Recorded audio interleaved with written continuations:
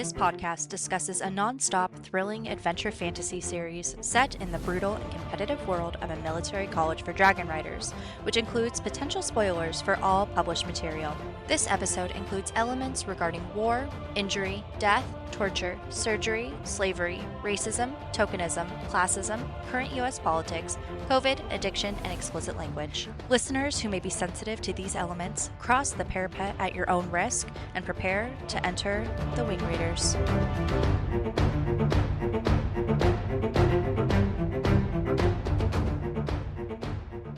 Welcome to the Wing Readers, where we deep dive into the Empyrean series chapter by chapter, theorize, and overanalyze. I'm Abby. I'm John. And I'm Cassie.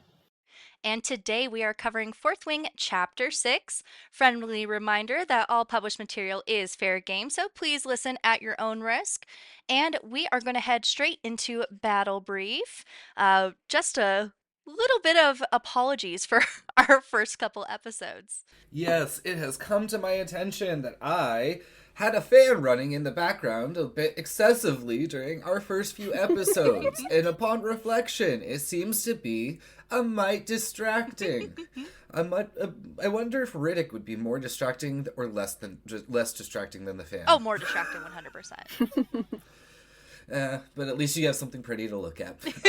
Anyway, I do apologize for this particular issue, and we have rectified the problem. As you can hopefully hear now, there is no fan in the background. And there will not be one, hopefully, ever again in my recordings. Yay. Yeah, I also apologize because I think my mic was a little too close to my face, and I blew out the mic a little bit with my laughing. So, apologies there, but hopefully we will continue to get better.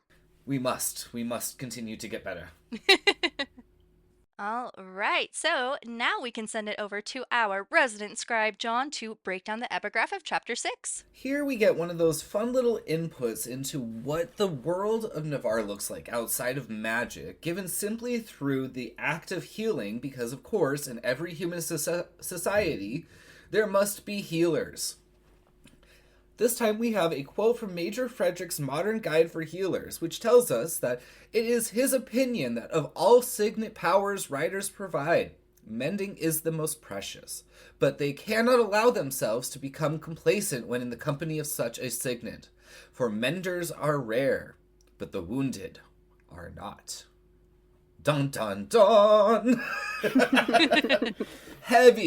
Heavy foreshadowing here that at some point we are going to start seeing some major casualty counts. I feel like Rebecca Yarros might actually put George R.R. Martin to shame. You think so? Maybe we should start a death count. By the end of this series, we're just going to be sobbing our eyes out because she's just going to...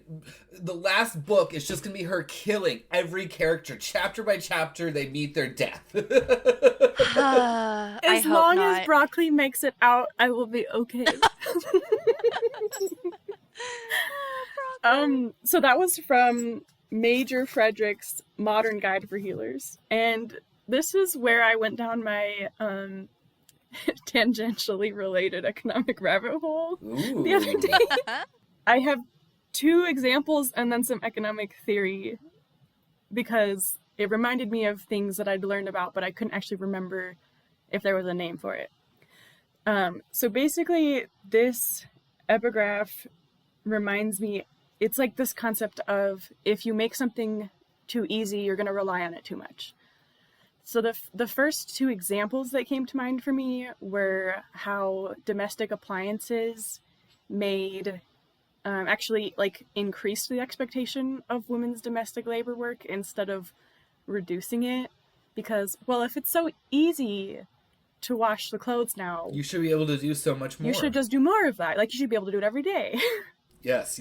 And the other example that came to mind was with the cotton gin and slavery and how this technological advance made the production of the processing and production of cotton easier, which then made it more valuable, which then made the slave labor to get to that point more valuable. So instead of actually reducing the reliance on slavery or on the domestic appliances or on the menders, like having that technology in place makes you rely on it more.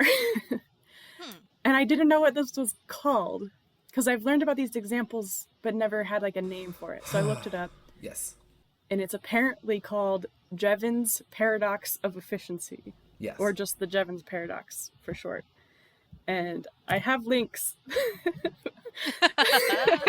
They will be in the show notes. Yes, I have sources for information on the women's household work and the cotton gin, and just some information about the Jevons Paradox in general. But basically, it's that idea that if you have some kind of advance, or if you have some kind of, like in this case, healers aren't in advance necessarily, or menders aren't in advance in the sense of like something that you develop. But if a mender becomes available, that's like a better magical technology, I guess, than just regular healers. But then there's the flip and so side. That actually makes you...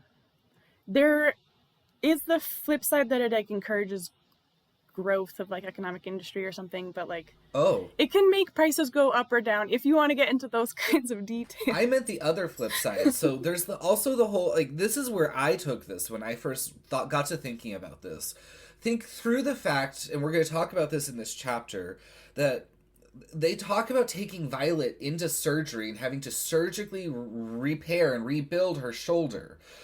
I have questions about all of that, but we'll get to it when we get to that spot. And that it's happened before, and that they have experience performing surgery on like or lost limbs because Sawyer. And so like there's also this whole idea of, by all accounts, they really are not a technologically advanced society, right?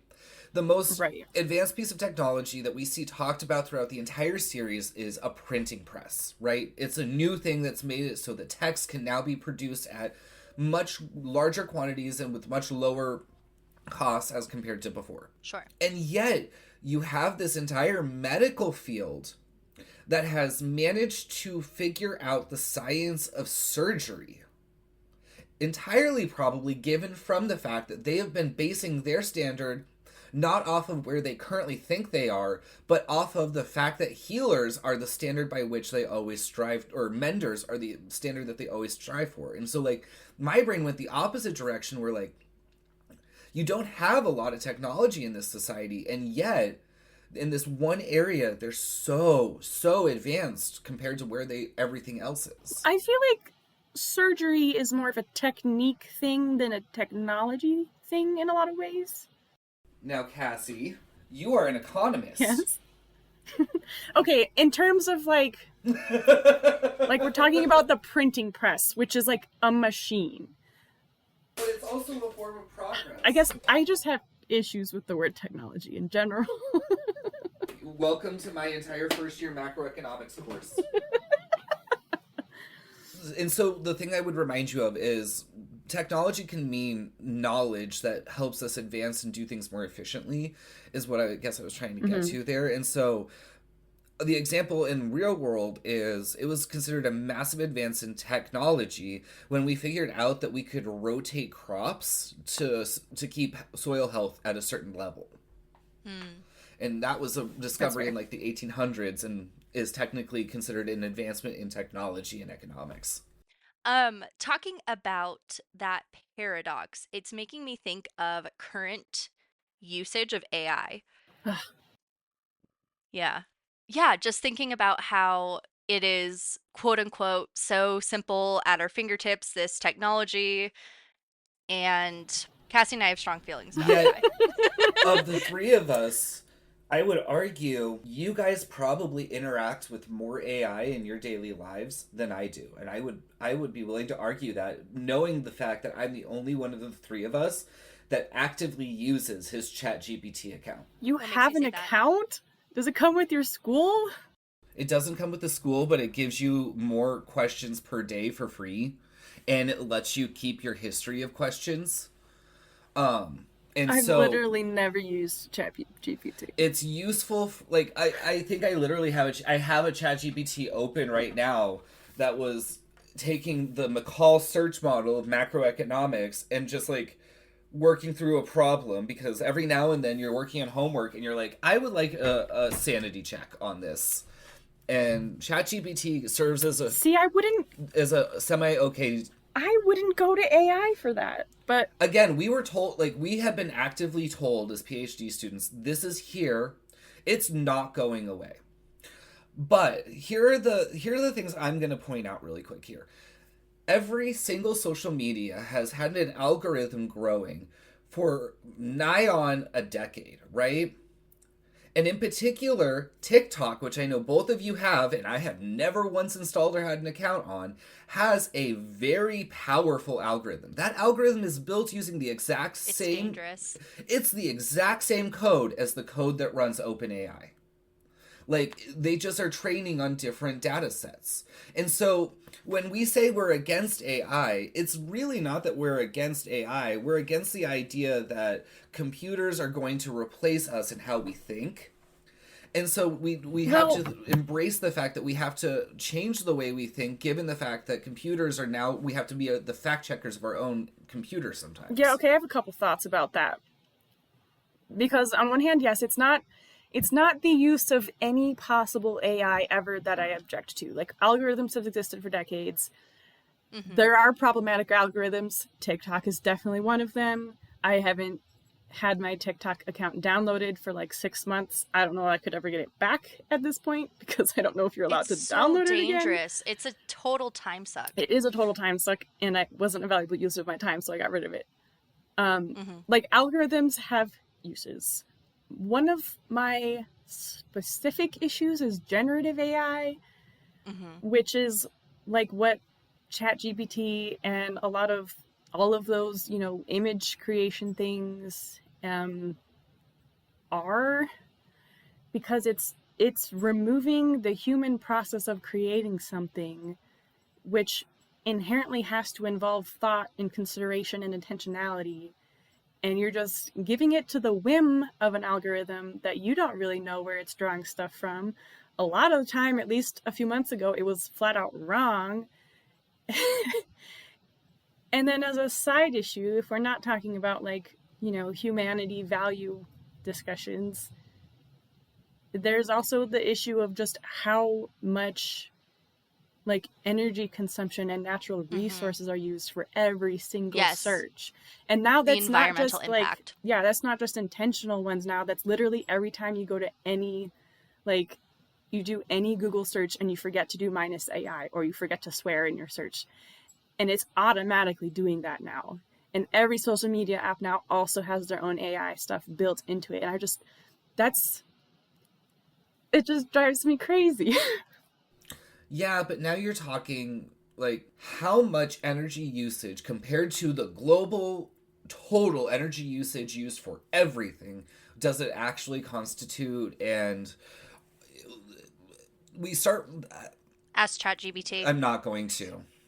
And, I will also be the person to point out that there are times and places and ways that people use these things that are not appropriate. There's a person in my cohort, I swear every homework they do is ChatGPT. They're somehow corresponding on 1,000 projects from their native country.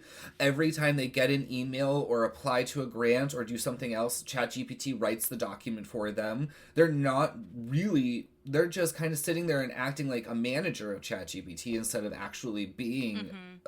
and so I agree that there's also limits and ethical uses of... But at the same time, it has its moments. So a lot of the energy consumption just comes from the fact that we have to store and touch massive data sets that all of these searches are drawing on. Yeah. It's kind of like the Bitcoin argument, where it's the fact that you have to have all these servers and stuff set up and powered all the time is the energy suck. But then there's efficiency, so I would argue that there's ways that we can make computer, this is not an argument of AI, in my opinion. It's not an argument of AI, it's an argument of the over-computerization of society. And, there are massive efforts that are being taken right now that we have really tangented off here, but we're going to keep going. Massive efforts that have been taken to try to build the next generation of server farms in such a way that we are being aware of the fact, We need this to work with our planet, not against our planet. Here's a nice circling back. I clicked on an article about AI energy consumption, and aside from like how all of the companies using AI, like Google and Microsoft, had like 20% consumption increases between like 2021 and 2022, there's this paragraph about how increasing the energy efficiency of all of these AI computer systems might not help us because we'll just use it more because of a social phenomenon called the Jevons Paradox. Yep. Yeah, So, kind of piggybacking off of what John was saying of students using ChatGPT and other types of AI. Or the people working for the president. Sorry. Yeah. Oh God. Let's not even start with that right now. We're already way off on a tangent. Both when I was TAing last year and in my student government work, there was so much reliance on ChatGPT, and it was so like just completely erasing any critical thought. mhm. And a lot of professors now use like screenings to detect AI, but usually on like discussion posts, it's just on Canvas and there was no AI detector built into that. And so I would be trying to have conversations with students, and it was like pulling teeth to even get them to back up what they were saying because it wasn't what they were saying. And it's so frustrating because when you're in college, you're paying so much money to be there. I know that a bachelor's degree is pretty much the high school Equivalency. equivalency, yeah, of like 20 years ago or whatever. It's pretty necessary if you want to get a job. But it's like just skating through it and not taking in anything or learning anything or being able to develop critical thought because you are outsourcing a robot to do it for you Yeah. is so frustrating. I remember having so many conversations with my husband while I was getting my degree. Like, at what point do these students get stopped? Especially in my field, which is psychology. I don't want a therapist who cannot critically think through problems or who didn't take in any of the information that they learned. And I'm having trouble putting my thoughts into words here, but It's become this progression of knowledge. I see what you're saying. We're like, to yeah. and we're seeing it especially when it comes to graduate school, where once you walk into it, like in a normal undergrad class, tests are worth maybe 40% at most of your grade, right? Versus master's PhD, the test is probably going to be worth half or more of your grade. most of my like most of my grades are entirely based on my exams and only my exams. Hmm. And so there's also that critical component of like we've somehow turned what was the bachelor screening process of critical thought into a graduate screening process of critical thought, where we're only kind of expecting that of people who pursue this next level of education, which is not maybe the best thing for Pretty us. disheartening. I would be curious how you guys would feel about this. I feel like a big part of the issue as well has just all been timing. Like, think about when ChatGPT first released. It was right near those early days of During COVID, COVID. right? Yeah. And so, Isolation and two what ifs. What if COVID hadn't happened and we had been able to, like, handle this new phenomenon without any other disturbance to our normal daily life, and how would our adoption of it be different and our view of it be different? But then also, if what would have happened if we had gotten ChatGPT even 2 years earlier and had 2 years to test with it before we got locked down, so that everyone, when they were in lockdown, could really start sussing it out, right? yeah. Yeah. And kind of going off of that too, when pretty much all students were doing virtual learning, Mm-hmm. and I'm talking, not college students. I'm talking like K through 12, where a lot of these students could not be monitored by their parents because their parents still had jobs to do. Teachers can't monitor them well over a Zoom screen. And I mean, a lot of students, there are some that are intrinsically motivated and want to learn and want to do the work, but there are plenty that are just going to do whatever they can to get through it. I'd say most. And yeah, most. And ChatGPT being one of those things where they can just get through it with as little effort and as little thought as possible. And now we have a lot of those students that were in middle school, high school that are now going to college and weren't able to build up those skill sets of critical thinking, of putting together an essay or a discussion post, for example. Or making their own argument for the first time. Yeah. And kind of going off of earlier what I was trying to say, I feel like I got some of my thoughts organized a little bit better. Um, One thing that I feel this use of AI in the college space is doing is college used to definitely be a place where you are exercising your critical thinking and you are challenging your preconceived beliefs and coming to realize more factual truths. I would say you're able to question what you grew up with, you're able to question what you learned, and that's why a lot of people claim that college is, uh liberal brainwashing or whatever, because for the most part those ideas hold up better to critical thinking. And with AI kind of circumventing that critical thought aspect, there were a ton of people in my classes that were still holding on to beliefs that we were actively learning were false in those classes. So I'm talking about classes specifically like drug abuse and mental health. And in those areas where there is still a lot of stigma and a lot of misinformation, we would be actively in a module with reading and videos and learning that, yes, while the perception is that drug abuse is a disease, there is more evidence for it being a social phenomenon where if you have better social support, you don't become addicted. And in that same week in the discussion post, people would be talking about, oh, addiction is a disease and there's nothing you can do to avoid it. And it's just so incredibly frustrating because I feel like this technology is not allowing people to question their own beliefs and to take in new information. Well, and we have really, really gotten into. Uh, we're just gonna keep going here. This is the longest battle brief in history, but we're gonna do it. We're a few chapters this early. Is the scribe quadrant. we're a book early, maybe a few chapters early, but this is Major De Vera talking us through the unification and the implications.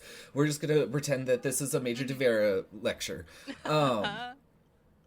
There's also a lot that can be said to the shifts in our society that happened through our childhoods. And so the thing that I want to point out that's been very cognizant of to me is before 2001, it was very common for youth to kind of get a little bit more of a taste of independent thinking, independent choice, independent interactions outside of like their family and their parents. And so what I mean by that is before 2001, and for the obvious reasons, it was a lot more acceptable for your kids to just take off in the middle of the afternoon after school and just be hanging out with their friends all over town and riding their bikes, and not, if they're getting into trouble, someone will tell you and you'll scold your kid and punish them. But most of the time they're doing their own thing, and you're giving your children that chance to kind of go out into the world and experience it on their own in little bites to be able to build that experience. Versus our childhood, where that really stopped becoming such a popular or reasonable thing to do. It was very, like, parents weren't letting their kids walk to or from school anymore, and everybody had to know where you were at every moment, at every second of the day. And then we let technology kind of feed into that, and it never went away. And so the sad part is, back in, like, even up to the 90s and early 2000s, going to college was not such a crazy out there, I'm finally cultural shift. Yeah, I'm finally experiencing this for the first time. And it wasn't uncommon for people who wanted a little bit more of a edgy societal image to go to college and kind of embrace that idea in college, so that's kind of where the liberal extremism came from. But now we're at this stage where it's not liberalism and extremism, it's children who are finally getting the first chance to interact independently, and college has become this fundamental thing where suddenly that's why everyone has to go to college, is because it's their chance to get this cultural and... Well, and going off of that, though, the rise of online education, which, I mean, as someone who got their degree online, I am a huge proponent for, but it continues the isolation. It continues the what's the word I'm looking for? It doesn't allow people to have that same experience when you're physically on a campus and you're physically confronted with people who are different than you. You can be so isolated being in the online education sphere. And I struggled with that for my first 2 years, and that's why I looked into the resources for students. That's how I became involved in student government. And the vast majority of students, like my peers, didn't even know we had a student government. They didn't know that we put on events all the time and had resources for them. And so that's another aspect where I feel like at least the online college experience is not providing that same cultural difference that you would get from being on a physical campus. Yeah. I bet Kara could provide a really interesting perspective here because she went to college. She was technically on campus in the dorms, but during COVID when all classes were still online. So she had an immediate group of people she got to interact with, but none of the diverse array of typical college events that you usually get exposed to.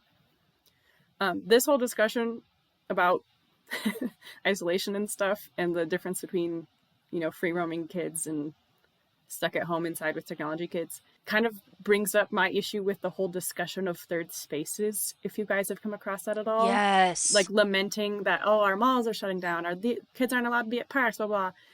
That is an issue. I agree that we need more third spaces, but also we used to just let people exist wherever. Yeah. They didn't need to have to go to a third space. They could just be somewhere. And that's not something our society really supports so much anymore.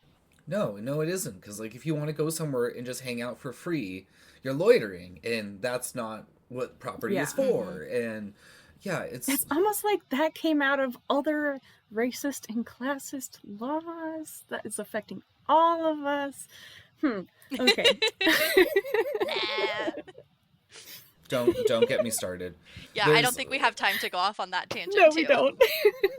Maybe another there episode. There was one cute little theory about that, though, that I will share with you. So someone pointed out that over the first few months of the administration so far, it seems like we can accurately forecast what the theme of the month is going to be based on what group is currently celebrating their month of recognition. I did see that as well. There are some holes in it for sure. I saw a post that was talking about, they haven't really touched LGBTQ rights, and that's coming in June. And then people were like, trans rights have been attacked this entire time. Trans rights have been under fire for months, but Yeah. Should we? Battle brief should probably conclude. Or scribe. That's not battle brief. This is the scribe quadrant. Yeah, I was gonna say. This is the nerdy section. I guess this was my section, and I was in charge of it. Okay. I mean, I do take full responsibility for derailing this. Yeah, thanks, Cassie. I derailed my own preparation for the podcast in the same manner, so. Well, speaking of Cassie, are there any pronunciations that we should focus on in this chapter? Okay, so not in this chapter, but I did go back and look at my Reddit resource, isolatedcolorYT, and realized that I missed a couple in the last chapter. Oh, you did? Okay. So one of them is intrinsic, when we're learning about Dain's memory reading power, but it's not intrinsic. Sure. This comes from the Gaelic word for mind, inchin, or inting. Okay. I'm not going to try to say that in the word intrinsic because that's clearly not a Scottish Gaelic word at that point anymore. But I just think that's a really fun, it literally is related to mind. The mind reading power means of the mind. And there's another word that I don't remember catching in the chapter, but it's leas. Leightheas. And that has to do with medicine and healing. So I think that was probably in some discussion of injury or something that I can't remember. I don't think Unless I that's remember. in the current chapter and I also missed it. So I'm just going to get that out of the way now. It might be in the last chapter. It might be in this chapter. I think it might be in this chapter. It makes more sense for this chapter. But yeah, Yes, it's the serum that she gets that helps to control the pain. Yes. So I think that my source here is not like 100% in chronological chapter order, but it's close enough that I wasn't sure. And that's a word that I wouldn't have recognized even if I had noticed it. So yes, Lycia serum. No, and this is what's hilarious. Wait, you're what calling did you it just out say? Isn't it Lycia serum? Leias is how I would say it. Do we know what page it was on? I'm looking. Page 72, towards the top. Oh, we have different books. Oh, okay. No. The now I know why I called it that. The text or the audiobook calls it Lygeas serum. Okay. That I can recognize as a stupid pronunciation. But no, I want to take note of this because, and we're going to get to this later, I am about to start the John's Big Compendium of Navarian plants and what they do. And Yay! apparently... There's going to be a whole bunch in my chapter. Yeah. And so we're going to go a little poison happy here and see if we can figure out what makes certain things do things. But, okay. That's gonna be so much fun. I love this. I love this so much, you guys. I'm so glad we're doing this. All right, yeah. So, John, if you want to get us started on chapter 6, I think we're good to go. Absolutely. Finally. As a gentle reminder of where we left off as we were closing out last chapter, our wonderful little Violet, in her attempt to show her strength, was paired up against Imogen and suffered a pretty strong injury, or pretty serious injury, though not stabbed. Worth noting that she could have lost her knife. She could have gotten stabbed, and she didn't. Imogen totally was willing to do that. And so we find ourselves with Violet and Dain heading through the passages from the Writer's Quadrant to the Healer's Quadrant. We are aware that Violet is in overwhelming, agonizing pain, but we get a glimpse of how Violet handles this pain, which is to kind of separate herself from it. She likes to box it away and separate herself from it. Dissociation. She's dissociating from her pain. I also put a note here of this is why she's so naturally good at shielding. Is because she is used to shielding mentally the pain. Good point. And we get the first real glimpse of what's going to become the ongoing theme of this portion of our story. Does he love me? Does he not love me? Does everyone else know he loves me? Gotta get her one of those little flowers to pull petals off of. He loves me not. Yeah, Violet doesn't seem that kind of girl. And so here we have this confirmation. Violet tells Dain, everyone saw you lose it. To which Dain tries to contradict, I didn't lose it, and she corrects, you shouted and carried me out of there like I mean something to you. And we get a reminder that, again, most of the characters in this series are not white. They are people of color. And Dain is, in fact, a man of tan skin with that sexy stubble on his chin. And I mentioned this because I see a lot of people trying to do the casting on Instagram, and people don't seem to want to recognize, despite the fact that Rebecca Yarros has repeated this. Well, this cast is a very diverse cast compared to modern society in the U.S. Here's part of my issue with that. Because, yes, she is saying, oh, no, they are people of color, like, they're not white, blah, blah, blah. But she mostly describes people as tan, which is this very ambiguous term when we're talking about skin color. And it's one of the things that people push back against authors doing a lot, precisely because it's like it's like everybody's tan. Plausible deniability that it could be tokenism and it could be genuine representation and it could be... Or it could be just a white person who has been in the sun. Yeah, a dark white person. Like... Yeah. So that's my only criticism there is, like, if she really wanted us all to see them as people of color, she could have not used the word tan for everyone, but... I can agree with that. Yeah, she does use tawny for Xaden and Bodhi. Which is a similar issue. Which I feel like it's similar, but I feel like it indicates, at least to me, a little bit more than just saying tan with Dain, because I'm going to be honest, I completely envisioned him as just like a tan or white guy. That's true. I mean, tan is the word we use when white people tan and gain color. Yeah. So that's less of an issue with the word tawny, but if you look up the color of tawny, you get this huge, weird range, so... Yeah. Either way, I kept seeing all these casting ideas on Instagram, and they were pasty white guys. Pasty and I'm white like, guys. He might have a nice 6-pack or 8-pack. No pasty white guys. This is not a pasty white guy college, thank you. We get reminded by Dain. He tells Violet, "You do mean something to me." And she remembers, and now everyone Because knows. the issue there is everyone else knowing who means something to... That she's sleeping herself to success. Well, that, yeah. Quote unquote. And then we meet a character who, I'm not going to lie, I'm a little curious about why we haven't heard more in later books. And this is a very interesting point. We meet Winifred as they arrive to the Healer's Quadrant. Now, Winifred is the wife of a very Nolon. Particular healer Sorry. to Violet. Yes, she is the healer to Nolon. And that means that this is the wife of one of Violet's torturers. And yet, in the second book and in the third book, despite running into Nolon at least once or twice, we never hear about Winifred at all. Doesn't he specifically curious- bring medicine from Winifred at one point? I thought. For who? I feel like at some point after her torture, when she's being healed, he might reference Winifred or something. And it's at a time that Violet doesn't really want to hear it.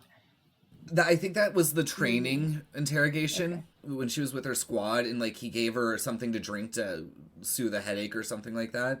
But yeah, notably, I'm curious why we haven't seen Winifred in person. And I think part of it is that Violet starts avoiding the Healer's Quadrant pretty heavily. Not only because she's getting stronger, but because she doesn't trust them. And second, I think I'd be curious to know what Winifred thought of her husband's role in Violet's interrogation. Yeah. Yeah. Or if she knows. That too. He's just off saying, let's get to I'm it. sorry, I've got more work to do tonight. I'll be home late. Don't ask what I'm doing. I mean, did he? Which did she I doubt know would about... work. This woman knows things. Yeah, but did she know that he was also trying to mend Jack Barlow, because he's already been having a lot of late nights? She knew. You think so? Who do you think came up? Okay. My belief is that Winifred is the one that came up with the signet blocking serum.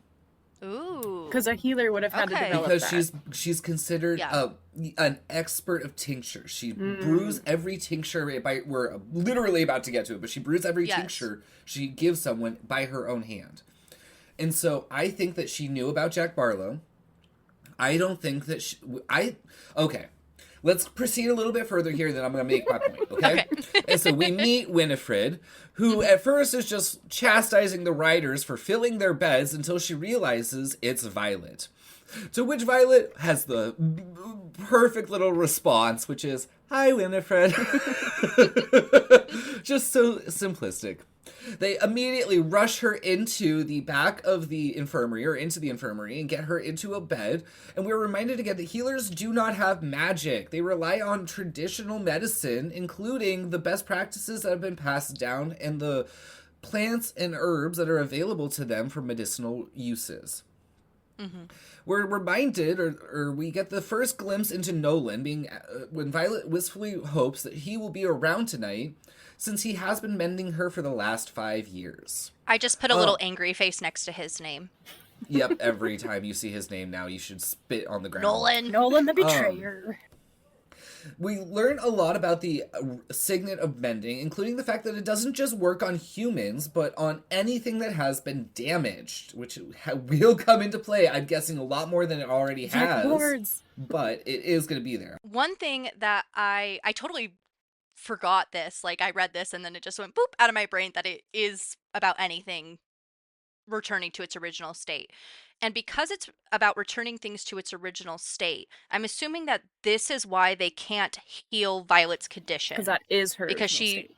must have been either born with it or magically induced. It was made her true state. It was made her OG state, for lack of a better phrase. Her save point. Yes. We see Violet getting placed into her bed as Winifred calls for Nolon to be fetched immediately. And then again... Real quick, is this the first time that we learn that Brennan was a mender? Yes. Yes. Okay. I also have one note, actually, about that. I'm wondering, because there are, we know, venin that are imbued into the system. Is Brennan the balance to Nolon? If Brennan is a... No. Wait, so you're saying Nolon might be a venin? Possibly. I don't think I believe this. I just have the question. I don't think so, because there's been menders throughout history, so my guess is if there's a balance at play here, it's because there's menders on the venin side that we haven't met yet. Okay. And I suspect that they probably keep them rather hidden, because if it's a rare resource for the people who are fighting to protect the realm, how hard must it be to find someone whose ultimate goal is to protect, but still chooses to be a venin? Sure, but we also know that he's not a good guy, because he's willing to let Violet be tortured. And he is part of this cover-up. As torture, yeah.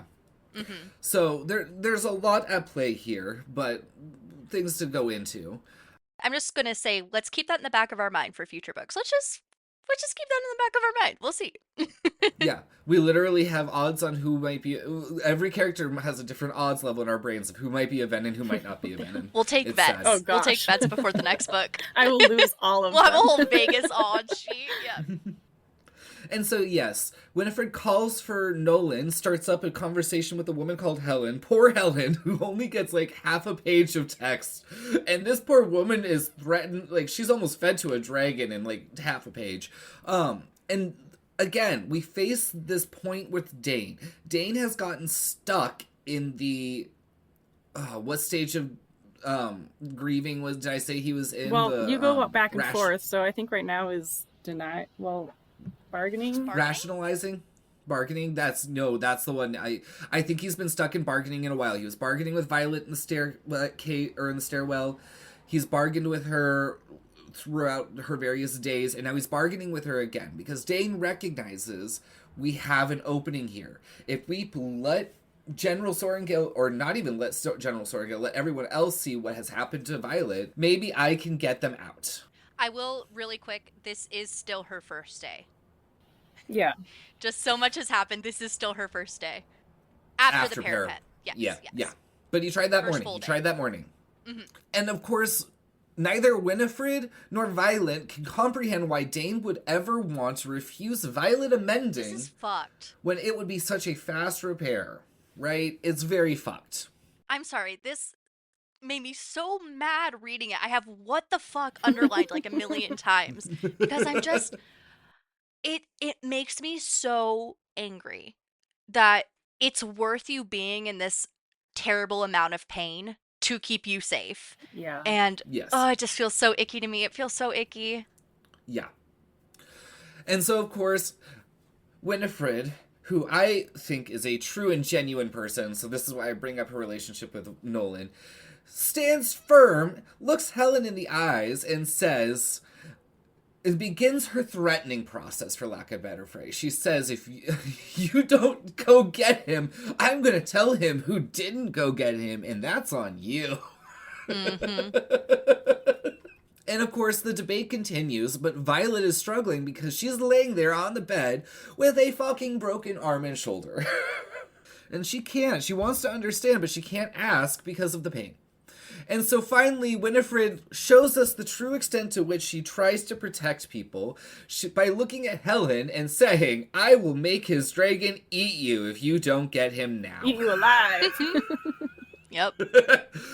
And so here's where I would like to put another pause here, because we have a true certified badass here. This woman is not a dragon rider. She is not bonded to that dragon, but she is still in cahoots with it without ever having talked to it. Like, I think that whatever dragon Nolon is bonded to, Winifred and that dragon are probably closer than any other spouse and a dragon have ever been. But also, like, you do what the healer tells you, or you're subject to their whim next time you're hurt. Yeah. That too. And so I'm at this point where I'm like, I don't think Winifred would ever have supported what was happening to Violet in the true interrogation when she was alone. And I think that Winifred and Nolon are not... I don't think their marriage is doing very good once everyone leaves for Orisha. And that's why we don't hear about her anymore. And so I have a sneaking suspicion that Winifred is going to come back at some point, and she's just going to be working in some random medical clinic on the war, like at the edge of the war, helping the people who need it most. And Violet's just going to be like, what the fuck are you doing here? And she's going to be like, I dumped my husband and now I came to help. I can see that. Especially she's described as being the best healer that they have. And I don't know, do we ever get something where the healers, like, make something similar to the Hippocratic Oath, where, like, do no harm? Yes, it comes to us out of a, An epigraph? Yes, it's the one that talks about Crichton. That I think was like... that's right, okay. And so they swear an oath to do no harm. But menders don't swear that oath, No, right? Because they're just writers. Okay. They are only governed by the Writer's Codex. Yeah, so I agree that I don't think that she is in cahoots with Nolon when it comes to the torture. I think Nolon tried to hide his role with Violet, and he may have actually managed to hide his role with Violet for a while she was in the interrogation chamber. I think that Winifred found out just before Violet escaped. Because I think Winifred would have caught on to the fact that her husband had been notably absent for multiple days, along with one particular person everyone was noticing absent from campus. And so, okay. So, of course, Helen, who never again gets mentioned, so be it, gets sent off to go fetch Nolon, while Dain and Winifred continue to figure out what is going on and what they're going to do with this poor suffering girl laying on the bed between them. Dain begins to rationalize his behavior by saying, Violet, I know you're hurting, but maybe we can get you to the Writer's Quadrant, though Winifred's having none of it. And we get a glimpse here that even Winifred went to bat to try to protect Violet from the Writer's Quadrant. Yep. Would she listen to me? Absolutely not. Your mother is so damn stubborn. Huh. Is that going to be a family trait, you think? No, surely not. Violet stubborn? Never. Violet stubborn? Mira stubborn? Brennan stubborn? I would certainly never use that word. Yeah, the stubbornness got passed down to the children. But I do love that, yes, we get this glimpse that even Winifred looked Violet's mother in the eye and said, that place is not going to work. You cannot do this. I told her they'd break you. I told you they'd break you. And then, of course, they continue on going through what they're doing here. Winifred begins her inspection and then comes to the certain conclusion that, yes, Violet has some broken stuff in her arm there and in her shoulder there. And it's going to need a surgeon for the shoulder specifically. And this is where I'm super confused because she is calling Nolon over. Surely they will not need a surgeon for the shoulder. He could mend the shoulder and return it to its original state, even if it's not a perfect state. I wonder. So what if before the mending... Is it a surgeon to help relocate? Because her arm's broken and her shoulder's dislocated. But then Nolon just gets straight into the mending. I don't know. Yeah, he just starts mending her. And I'm so confused. I think Winifred is doing the healer's assessment, not the mender's assessment. Okay, Probably, I can see yeah. that. And so I can maybe see that. part of this is to point out to Dain, like, this isn't just a regular break. If Like, we this don't would need mend surgery. her, Okay, if okay. we don't mend her, this is going into the surgery. Okay, I can see that. And Dain explains that this was given to her as a sparring gift. Actually, she explains that it was a sparring. Yep. Oh, Violet you're says the right. only I word missed she that gets there, out. Violet. Because I was reading the next sentence, you hush, save your energy. I'm like, that doesn't fit. Makes sense now. And of course, Winifred, being the wife of a dragon rider, is aware of what's at stake here and chastises Dain for not closing the curtain and protecting our girl Violet the right way. So, of course, we have Winifred here, who is clear. I have a note about the curtain thing. I mean, she's chastising him for doing nothing, not for doing the curtain wrong, but also I just wanted to mention that, like, how important of a detail a curtain is in, like, emergency situations. So, like, provide privacy and a sense of calm for the patient. This is one of the things that, like, even during my lifeguard training, if you're pulling someone out of the pool, like, one of the first things you do is, like, aside from all of your actual stabilization processes and having someone call 911, is first things first, the curtain. You tell people to block the person, like pick up towels, use your body, do something to block your patient from view to reduce the level of stress that they're experiencing and to reduce the panic of other people. And so I just thought this was a nice, specific, very small detail. Yes, but Winifred also says the fewer people who see her injured, the better.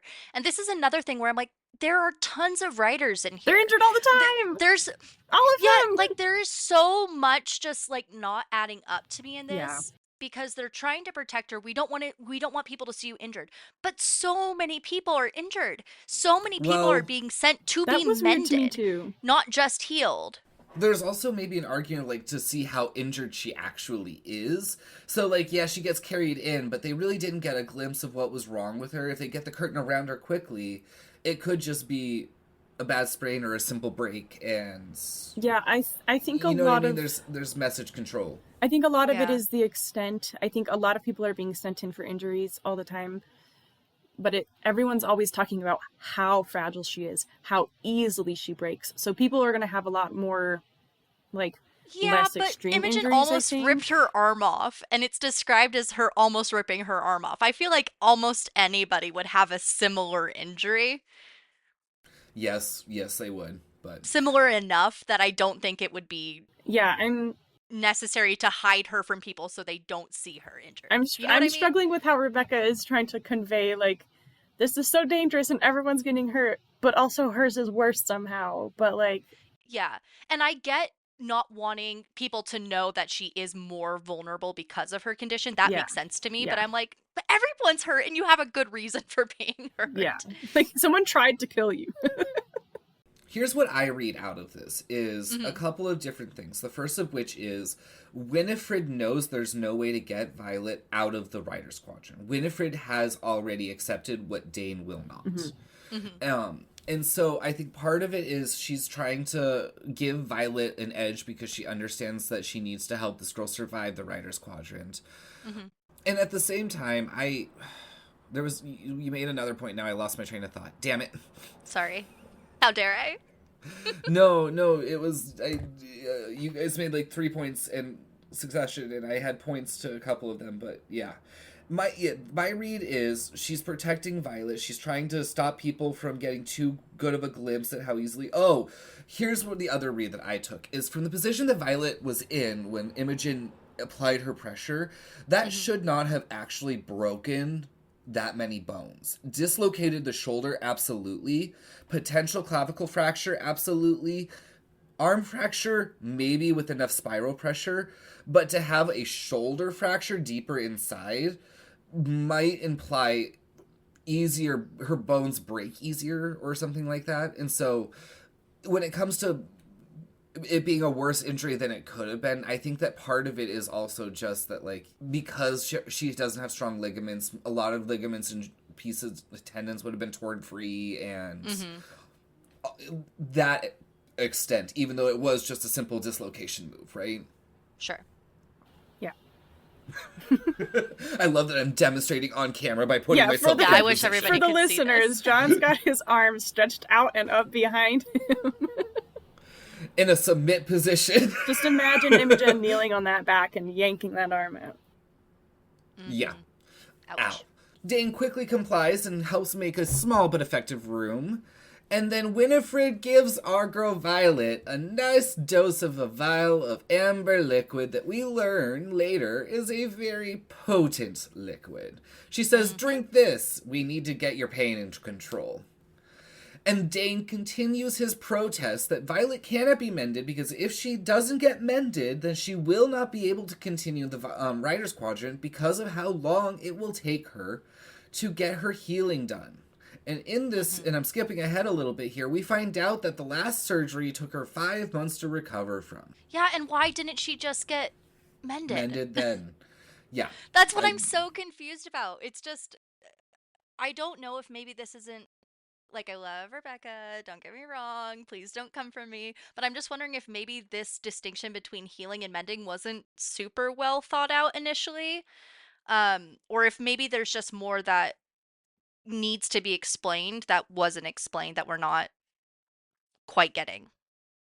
Yeah, 4 months, sorry. I said 5 months, it's 4 months. But yes, there's a lot in the medical field here that we just don't seem to be able to understand, and it would be nice if we could, but here we are.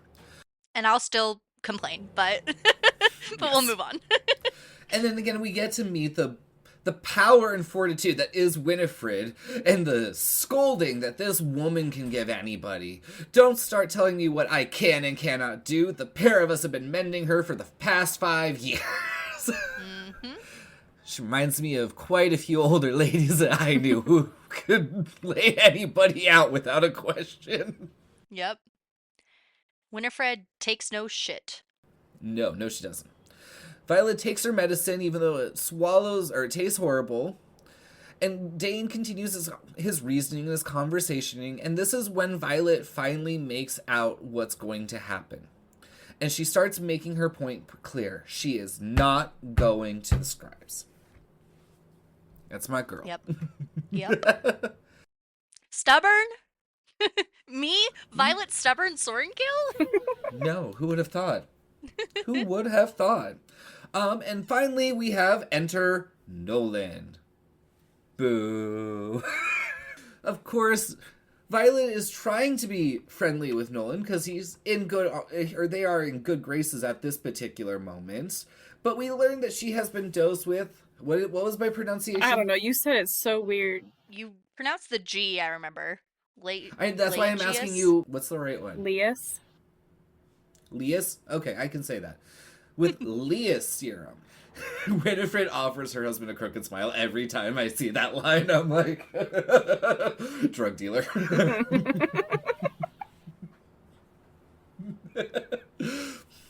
And Nolon immediately gets into Dain's face.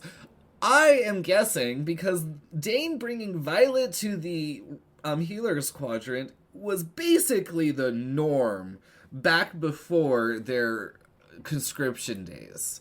And so I say this because we have Violet's perspective that Nolan's been healing her for years, and Dain and her have constantly been climbing parapets and climbing trees, doing all sorts of other things. Basically him getting her into trouble that gets her hurt. Or, more notably, the two of them getting a plan, and then him trying to talk her out of it and her refusing until she gets hurt. And then him bringing also her back. likely. Yeah. But then him getting blamed. Yeah, I suspect that this reaction is entirely based on, why are you bringing her to me again? What was it this time? Mm-hmm. Yep. And then all of a sudden, we get the realization. It's not old times. I'm her squad leader. I had to keep her safe. And Nolon gives us such a wonderful snapback. And I sincerely believe that this becomes one of the stages where Dain truly does start to accept the grief that he is facing. I think this snapback is where that progression starts. And it's Nolon saying, not doing such a good job, are you? Like Nolon, like you do such a good job in the next book. Yeah. Fuck you. Sorry. I'm so angry at him already. I know. But at least he's helping the poor boy get past this, right? Sure. Maybe he's planting a little seed, because there's still quite a lot of Dain bullshit to come. I know. But it's yeah. I argue it's beginning its progress. I can see it beginning. we learn that Imogen dislocated Violet's shoulder and broke her arm and her shoulder because as Winifred has given us, the shoulder is broken. And Nolon has even the audacity to growl on assessment day. Mm-hmm. And then this next line, I won't even try it, but the ways that writers try to do slurring always gets to me every time because there's no one unified way to do it. And part of me wonders if Rebecca Yarros literally didn't get herself as shit tank drunk as possible and then tell herself. Tell herself, type this one time without correcting yourself. Like, if you're gonna type someone slurring, you probably want to be slurring drunk yourself when you do it. You don't want to think too hard about it. I would definitely record myself and then transcribe it later. Yeah, I think that's what I would do too. I think it's also hard because you're trying to use correct spelling and that's not how anyone actually speaks. This is true. So the orthography of the words are gonna look more correct than you would actually be saying them. And editors don't like to let you leave that stuff in. Yes. Okay.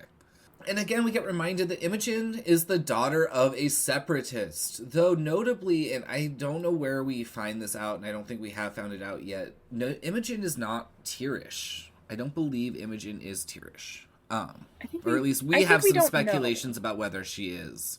Yeah. At least in this point in the book, we don't know, and I can't recall if we learned that later. But we do have some speculation about that. We have some heavy speculations about that. Anyway, and then we get this glimpse. This is one of those major glimpses I really need to focus in on here. Nolon himself, still to this day, vocally disagrees with what was done by his leadership in his country. He says that they should never have forced people into the writer's quadrant, something that has never been done before.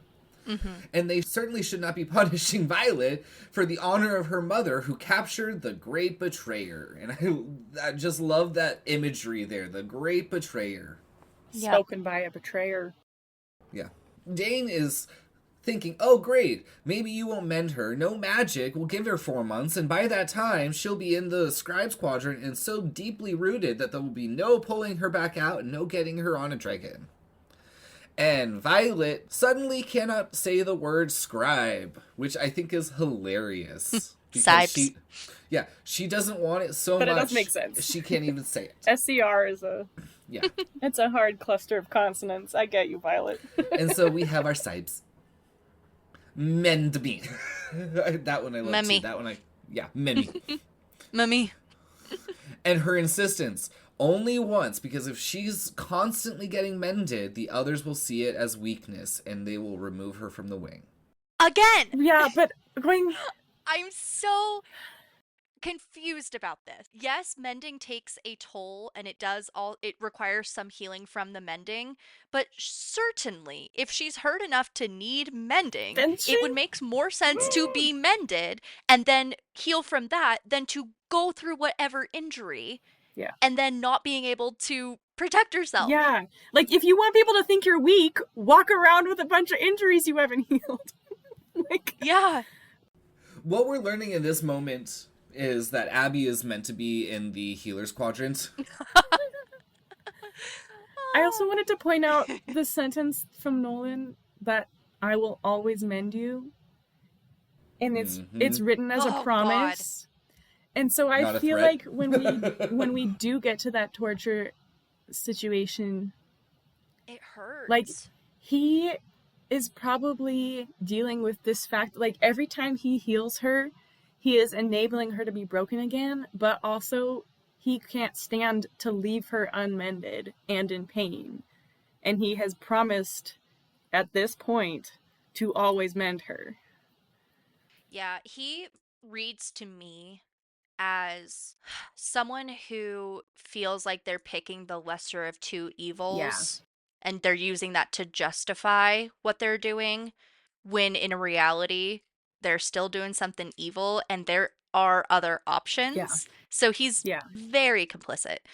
But it's almost as if he feels justified. Like he's too entrenched in the system to be able to see ways around it, and so he feels like, well, the least I can do is keep her alive.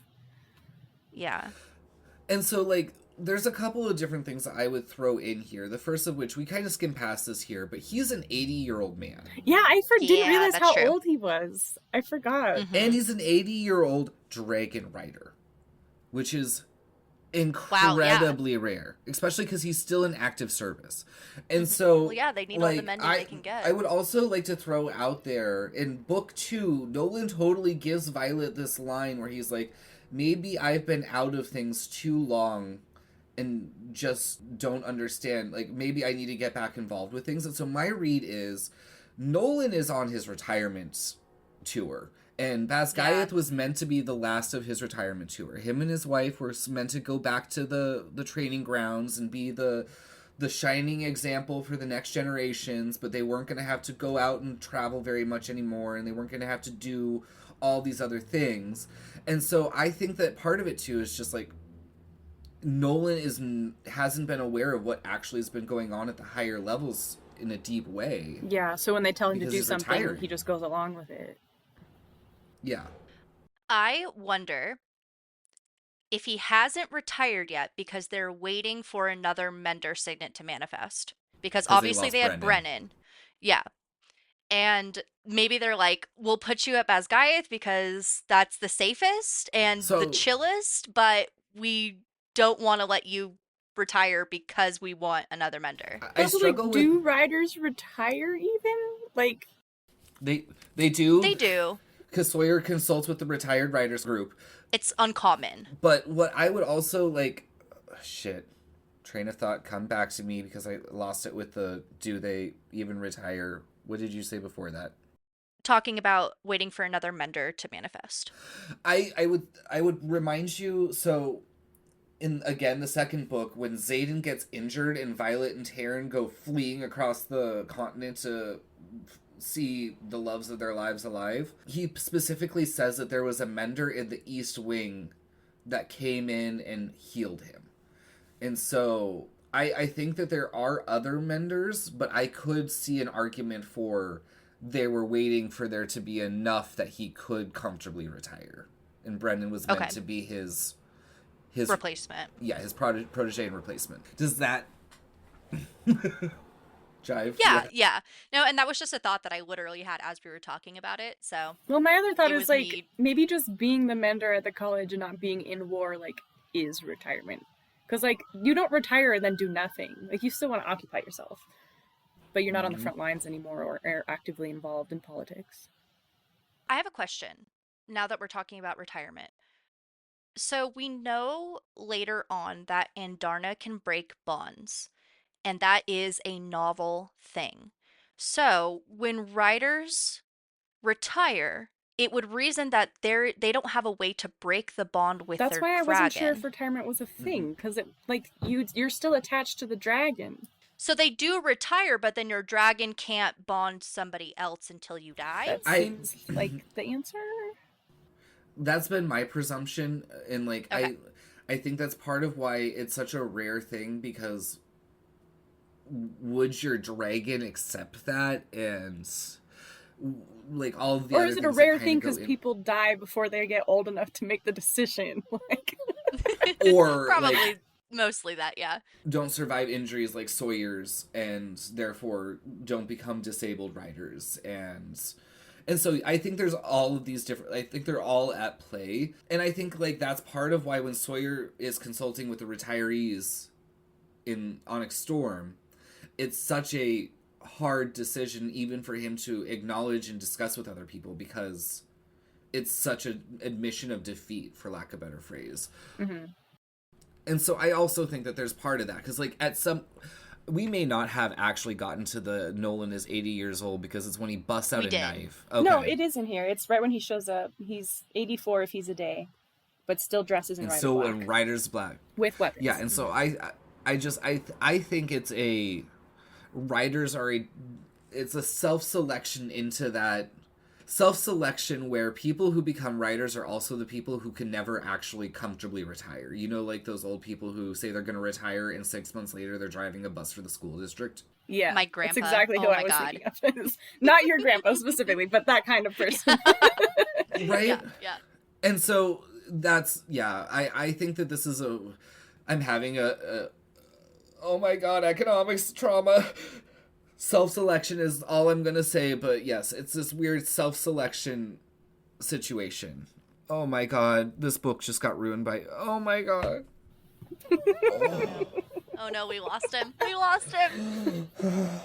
Quick, compressions. Cassie, once the episode's over, Draw the curtain. You weren't here for it, but I would like to talk about adverse selection, signaling, screening, and pooling versus separating equilibria. Yeah, we had a fun conversation that went over my head a little bit. I tried. Anyway, and so as we proceed through this here, Dain continues his insistence until Nolon says, you gotta get out of here. The longer you stay here, the worse you're making it for her. Get out. I would also like to point out that Dain starts getting kind of loud here, and it's only a curtain that's between her and everyone else. Yeah. So if their goal is privacy, he's not doing her any favors to begin with, which is maybe also why Nolon is like, get the fuck out. Mm-hmm. We learn that this is not Violet's first mending. Obviously. And as they get everything ready, they end up putting a strap of leather between her teeth, and we learn that even under the Lias serum, serum, the pain is so overwhelming that it causes Violet to black out. Yeah. Yep. I also kind of enjoy this fact here that, like, every time you see a mender using their signet, they always are reaching out with their hands in front of them and then make a twisting motion. Brennan always makes it. Nolon always makes it. They twist. And so I'm curious in certain regards whether their powers are akin more towards like a localized time distortion, where like maybe they can turn back time for just your shoulder. But it only works before it was injured. It only works if you have all of the original pieces. I don't know, because in my head it was more of like usually the twisting is like putting the things together. Back together. That was my original interpretation, is they're twisting like they're putting the bone or the joints back together. Like it's a very Which is physical, why there's so much else that still needs to heal, because if you're just going back in time, you'd be undoing the whole injury, which is not what's happening. I would argue that experiencing time in reverse is going to cause a certain amount of damage on its own. I mean, it could, but that's not really a thing that's come up in this series yet for us to really speculate about. It hasn't, you say? Are you sure that they haven't controlled time at all yet? I mean, I'm not really sure about anything, but what are you referencing? And Darna's gift throughout this book. Okay, well then in that case, the only thing that we've seen as a consequence is like utter exhaustion. Yeah, no, and so what I'm just talking about is the concept of time manipulation is something that has already been introduced, and Darna has the ability to stop time. And I could be completely wrong. It's odd twist on looking at the specific wording that we see time and time again, which is like this turning of the hands, right? It's like they're turning a faucet. And I also, like, to counter-argue myself, Garrick? No. He's a distance... Bodhi, who has the ability to counter signets. His is also described as a twisting motion, much like he's twisting a spigot. Knob. Yeah, a knob or a spigot to turn on and off the power. And so... I'm wondering if maybe that's just how a lot of people are taught to visualize using their signet. That could absolutely also be the case, because Carr is anything but unoriginal. Or anything but original, yeah. Yep. Anything but original, yeah. That man is such a by the books, everybody gets trained the same way, you are just a soldier asshole. As we return, we have Violet sometime later that evening, post-mending, coming back into the barracks that they have for first years. And again, I love that, like, first years you just get shoved in a giant room and here's beds lined up like an orphanage. Once you let you worth something to us, we'll give you a room. Very much like boot camp. Yeah. Very much like boot camp. And of course, Violet is in a sling, a liability sling, if you will. Which, again, ridiculous. She's many not people. the only one. She's not the only one. And I get it that it does put you at a disadvantage, but acting like, oh, you are so weak. I'm like, Violet, I think you have a little bit of a complex. Yeah, I mean, like, a well-earned one probably, like, she's probably been given this message over and over, but it is a little illogical. I don't think it's Violet. So, like, compare this to assessment day next year when she gets the assassination attempt, right? Yep. And she's literally concussed, covered in blood, and haggard, and she literally just stands up, walks to her squad, and says, "Get on with it. Who's next?" And so I think, like, that's where we're at with, like. But I think that's also still a little bit of a complex. Why did we have that whole economics conversation off of the video? So I can't re-explain screening, but she's signaling to everyone else, if you come at me, I need this stuff. I'm not going to just walk it off like such a badass. And you know what I mean? Versus, like, if someone attacks you and you don't end up needing any help, it's kind of a demoralization thing. And all warfare is psychological warfare. Sure, yes. But also, I think even on the other extreme of her getting injured and being like, we're just going to ignore it, is also a little bit of a complex. Yeah. Where it's just like this, it's the same coin, different side, you know? Like, because she's doing the other thing. She's signaling that she's strong while actually putting herself at a disadvantage by not healing. yes, It's the lemon thing. Exactly. Yeah. It's I think we need to find a middle ground here. And it's like, it's what this core, it's like what's been developed by the quadrant. It's how they deal with themselves. As she gets back to her bunk, Rhiannon actually is there, and she is excited to see her girl. Violet knows that she's already down one shirt. I love that quote, but she's here.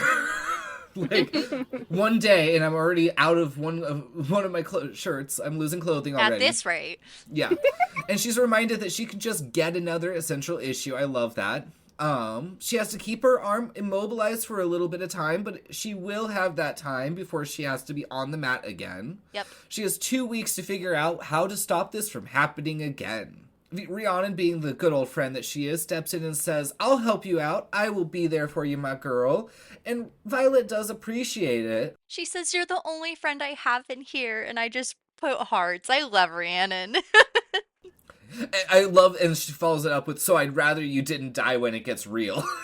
Yeah. And Violet obviously offers to help out with history, to which we don't get our favorite quote, but it's coming soon. "You haven't seen me try to memorize dates."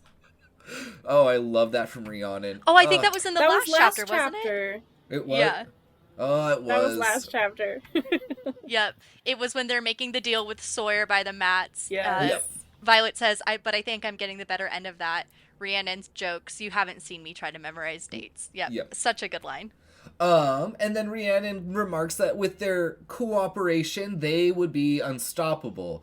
I'd like to put a small pin in this here for a second, because in Iron Flame, we see a similar concept at play, but in a way that the dragons do not foster. And so what I'm calling out are the Flyers squad's ability to cooperate with each other when it comes to runes and other things, and how they work with each other's strengths and weaknesses to make sure everyone has as equal a footing as possible. And because of that, they're stronger as a whole, versus the Writer's Quadrant really does not actively encourage what Violet and Rhiannon are doing here. In fact, everybody kind of discourages it. Yeah, it's like individualism versus collectivism a little bit. Yup. Oh, don't get me started. Don't get me started. This is where I shine. This is where my degree comes into play. And as Rhiannon gets distracted by what I'm assuming must be a very, very, very beautiful woman. It's Tara again. It's Tara. Tara, yeah. We get... Tara. I never know. introduced to what is my favorite text from the entire series. It's a good one. The Book of Brennan. Obviously, this is not something that she had before she crossed the parapet, and as she pulls it out from underneath of her pillow, she finds a letter from her sister saying that she stayed long enough to make sure that Violet didn't suffer at parapet, did not fall to her death, and now she is passing on the wisdom and knowledge shared with her that saved her in these years when she was here.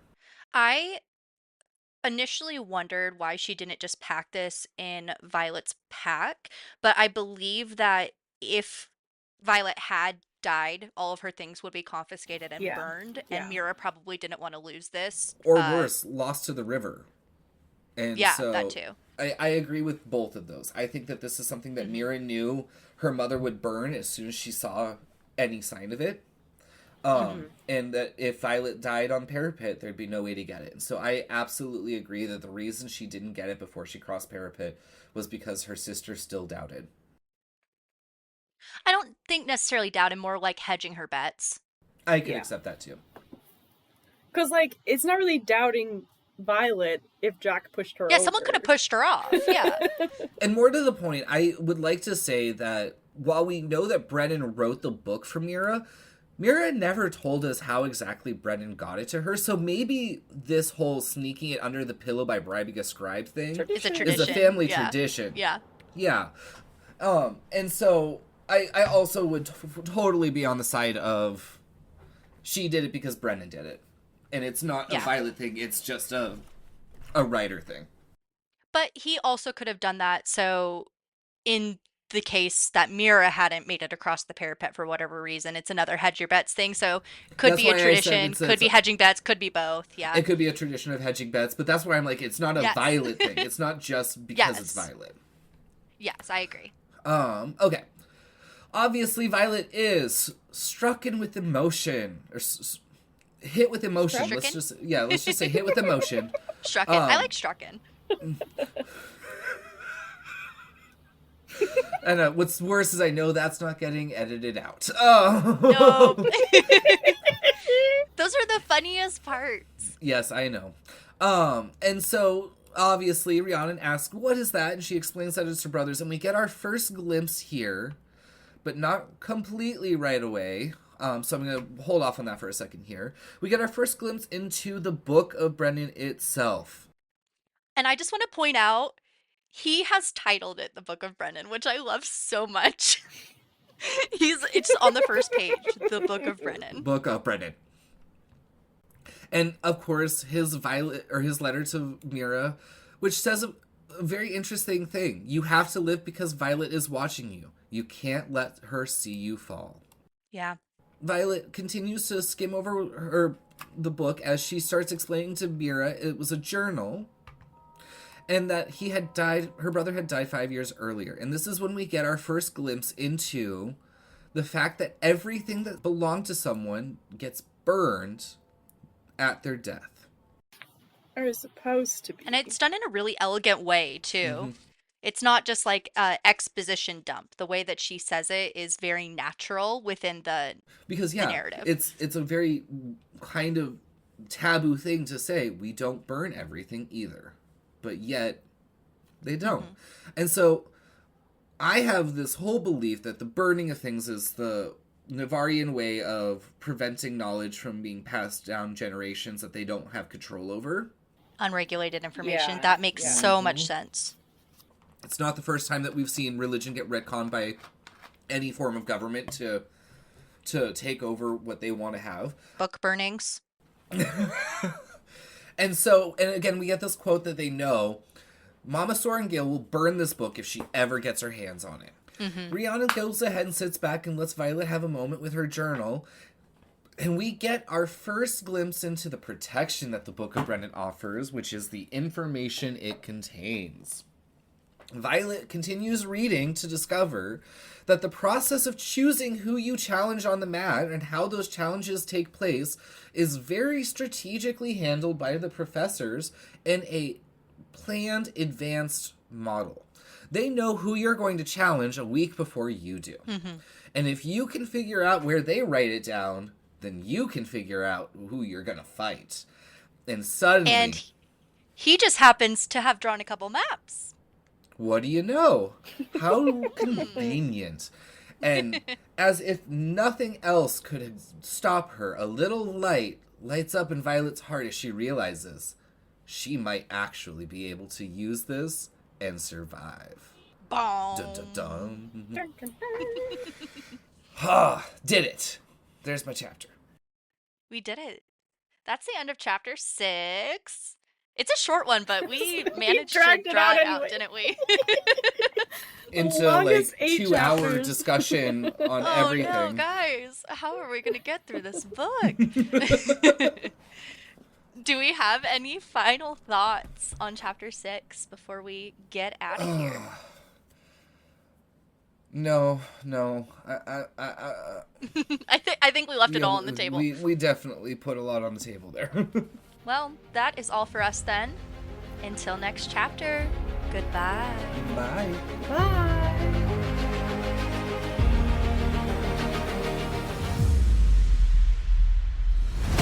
Thank you so much for listening to this episode of The Wing Readers. You can follow us on Instagram, TikTok, and Blue Sky at The Wing Readers, or you can send us an email at thewingreaders@gmail.com. It would mean the world to us for you to subscribe and rate us on Spotify or Apple Podcasts. New episodes drop every Tuesday. We'll see you next week in Chapter 7.